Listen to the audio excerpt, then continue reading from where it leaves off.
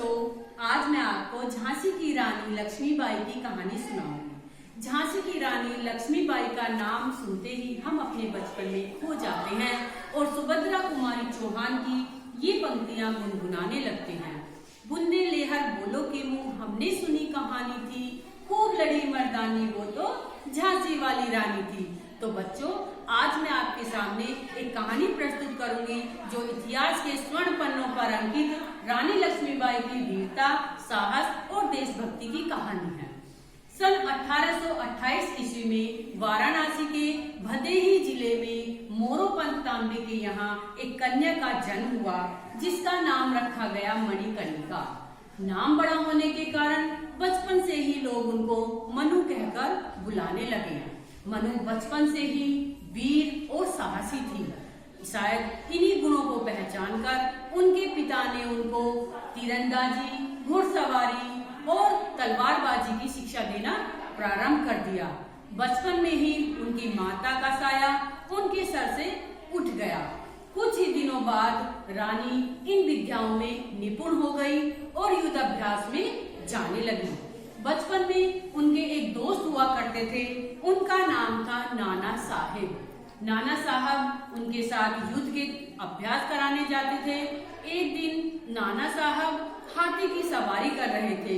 रानी ने भी हाथी की सवारी करने की इच्छा प्रकट की, लेकिन उन्होंने मना कर दिया। ये बात रानी के दिल को छू गई और उन्होंने कहा, देखना, एक दिन मेरे पास भी बहुत सारे हाथी होंगे। और ये बात सच साबित हुई जब रानी लक्ष्मीबाई का विवाह 13-14 वर्ष की आयु में झांसी के राजा गंगाधर राव के साथ हुआ। कुछ ही दिनों बाद उनके एक पुत्र की प्राप्ति हुई, लेकिन 4 माह की अल्प आयु में ही उनके पुत्र का देहांत हो गया। अंग्रेजों से अपने राज्य को बचाने के लिए उन्होंने एक पुत्र को गोद लिया, जिनका नाम रखा दामोदर राव। लेकिन नामकरण के अगले ही दिन गंगाधर राव भी चल पड़े। अब रानी अकेली पड़ गई, लेकिन वो बहुत स्वाभिमानी और वीर थी। अंग्रेजों ने अपना खुद का बच्चा न होने के कारण झांसी पर आक्रमण कर दिया, लेकिन रानी भी गरज कर कहा, मैं अपनी झांसी किसी को नहीं दूंगी, और अंग्रेजों के साथ युद्ध क्षेत्र में कूद पड़ी। कई दिनों तक युद्ध चला, लेकिन रानी की सेना अंग्रेजों से लड़ते लड़ते हार गई। अंग्रेजों ने झांसी पर कब्जा कर लिया। रानी अपने कुछ साथियों के साथ वहां से निकलने में कामयाब हुई और ग्वालियर पहुंच गई। वहां पे अपनी सेना तैयार की और ग्वालियर पर कब्जा कर लिया। ग्वालियर अंग्रेजों का किला था। ये बात जब अंग्रेजों को पता चली तो उन्हें अपनी बहुत बड़ी हार लगी और उन्होंने रानी पर फिर से आक्रमण कर दिया। रानी भी बिजली की तरह अंग्रेजों पर टूट पड़ी और युद्ध अभ्यास करने लगी, लेकिन अंग्रेजों की सेना बहुत ज्यादा थी, रानी की सेना कम थी। रानी युद्ध लड़ते लड़ते बहुत दूर निकल गई। वहां पर एक नाला था, उनका घोड़ा नाला पार नहीं कर सका और वो घायल होकर वहीं पर गिर पड़ी।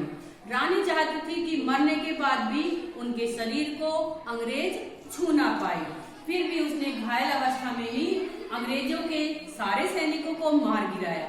वहीं पास में एक साधु की कुटिया थी। साधु उनको अपनी कुटी में ले गए, रानी के आग्रह करने पर कि उनके शरीर को तुरंत जला दिया जाए।